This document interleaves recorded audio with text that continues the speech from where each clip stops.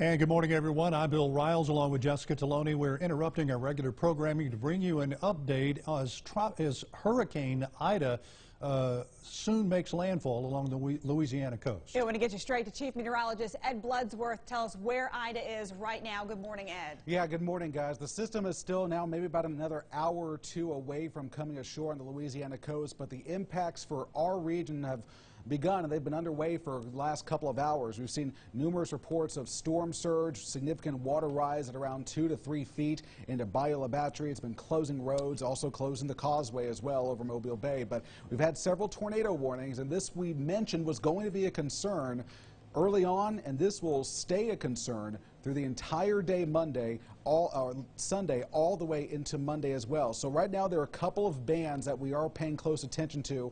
This area in Escambia County, Florida, and into Baldwin County. At this point, no active tornado warnings in effect, but there is some very heavy rain coming down from Pensacola, stretching up towards Cantonment, and all the way down towards Barano Park. This area was under a tornado warning just a few minutes ago. We are still getting indications of some very strong wind gusts embedded within this, but at this point, no significant threat of a tornado, no imminent threat. But we're going to watch these little areas closely because, again, these tornadoes can spin up very, very quickly. We'll go ahead and move off to the north near Pineville, more rain, and into North Baldwin County as well, north of Bay Minette, thunder and lightning there. So again, these bands will continue to roll off the Gulf of Mexico. Very heavy rain about to move out right over our studios here, and now over downtown Mobile along 98, and then stretching all the way up, approaching Sims, moving through Mobile Regional Airport. Very heavy rain. Again, we're keeping a close eye.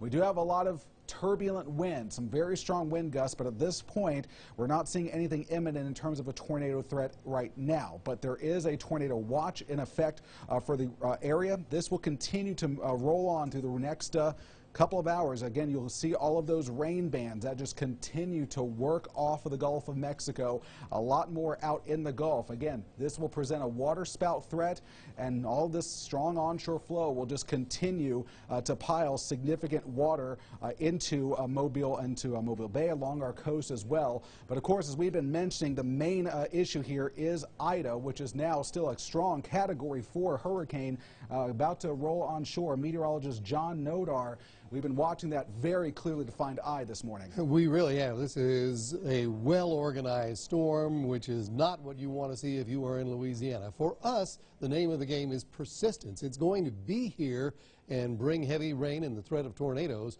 today, tonight, probably all of tomorrow, and maybe part of Tuesday. So by then, the threat of flooding will be high. For folks in Louisiana, the word is disaster.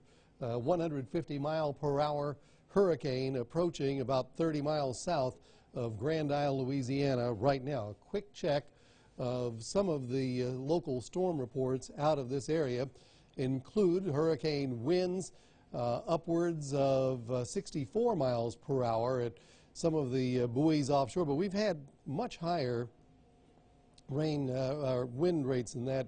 81 miles per hour at another of the buoys locally close to the middle here. Let's see here. I'm going to just fish around until I find something a little more impressive. Let's get down here closer to the eye wall. How about 90 miles per hour with 116 mile per hour gusts? And we've had that kind of gust onshore as well in Southwest Pass or Southeast Pass, Louisiana. So that is the situation here. I want to tell you just quickly that hurricane force winds extend out 40 miles from the center. So that would be about to here on this map. So that's a long way, but it doesn't find its way into our neighborhood. We will have tropical storm force winds. Our biggest threats, I think, will be rain, storm surge, and tornadoes.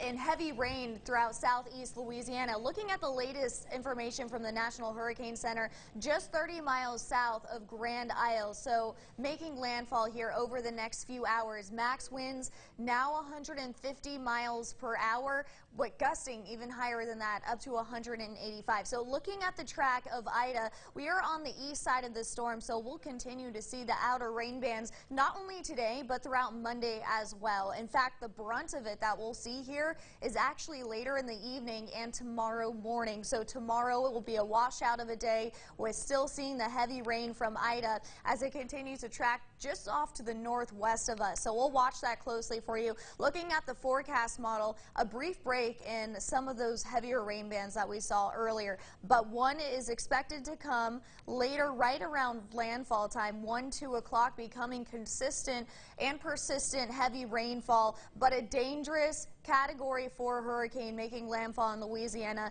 throughout the afternoon. Bill and Jessica. Colleen, thank you. We have team coverage this morning across the Gulf Coast as we anticipate impacts from Hurricane Ida. Megan Mackey started off the morning on Dauphin Island, but as conditions there worsened, she was forced to go north to Coden. Yes, right. The causeway there on DIP closed or will be closed. AlDOT is keeping an eye on that. We'll check in Megan right now and see what conditions are where she is on the western edge of Mobile Bay. Good morning, Megan. Yeah, good morning, Bill and Jessica. Throughout the morning, those wind gusts have really gotten stronger. The storm surge has gotten higher, and those rain bands have started to make their way into South Mobile County. Take a look. This is Mobile Bay here. You can see just how high that storm surge is at 3 to 5 feet. Now, this is not only causing an issue here in Coden, but also along the Dauphin Island Causeway.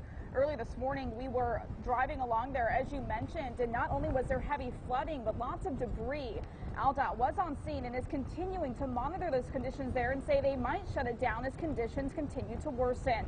Many people I spoke with on Dauphin Island this morning told me they prepared as best they could for this storm, but are fearful for loved ones on the Louisiana coast. I just want to pray for all of our family, friends in Louisiana and Mississippi. I've got family there and kind of get choked up about it. I'm just glad everybody here heeded the warnings from our mayor. Mayor Jeff Collier of Dauphin Island has been urging residents and visitors on the west end of Dauphin Island to evacuate. Now, while most people did, the road is currently blocked at Raphael Shem Street because of flooding. And back here live in Coden, just north of the island, we are seeing those similar impacts from Ida. Just that flooding is really the main concern here. But those conditions should improve after Ida makes landfall and moves inland. Reporting live in South Mobile County, I'm Megan Mackey for WKRG News 5. Megan, we also want to move a little farther west into South Mississippi and show you what conditions are like there. Chad Petrie is live this morning in Pascagoula. We're already early this morning. We started seeing some of that storm surge flooding in Pascagoula. Good morning, Chad. Good morning, Jessica. Good morning, Bill. And really, the changes in the conditions out here in Pascagoula have been incremental. The wind has steadily gotten just a little bit more intense. The rain bands have come with a little bit more frequency. But the storm surge is one of the first things that we noticed here this morning. Let me show you some video from earlier this morning. This is just after the end of high tide this morning. This is along Beach Boulevard at Buffett Beach. We saw water being pushed up along the main drag along the shoreline. So that was also pushing with it sand, rocks, grass, branches, other bits of debris. And in that time, it appears that Pascagoula police have closed just about every access point to Beach Boulevard. So you can get close to Beach Boulevard at this point, but you cannot get to it, or at least you'd have to go around a barricade to do it. Right now, officials are monitoring conditions all around Jackson County. Again, the rain is slowly picking up, the wind is slowly picking up, but it's coming intermittently. Those bands would come, maybe rain for probably about 10-15 minutes consistently and then stop, and then we'd wait for another band to come through. Right now, it feels like we're going through another band as we get more and more intensity to this storm as we move on throughout the morning. Reporting live in Pascagoula, Mississippi, Chad Petrie, WKRG News 5. Chad, thank you. And we have our entire WKRG News 5 team here watching Hurricane Ida. We're going to be here throughout the morning. We want to show you a live picture. Fort Walton Beach right now. You can see the surf there. Northwest Florida, 200-plus miles from that storm, and this is what it's doing. Ida really churning up the Gulf. We will continue to bring you updates as they warrant. Stay tuned to WKRG News 5 throughout the day, the night, and through into tomorrow. We'll be back.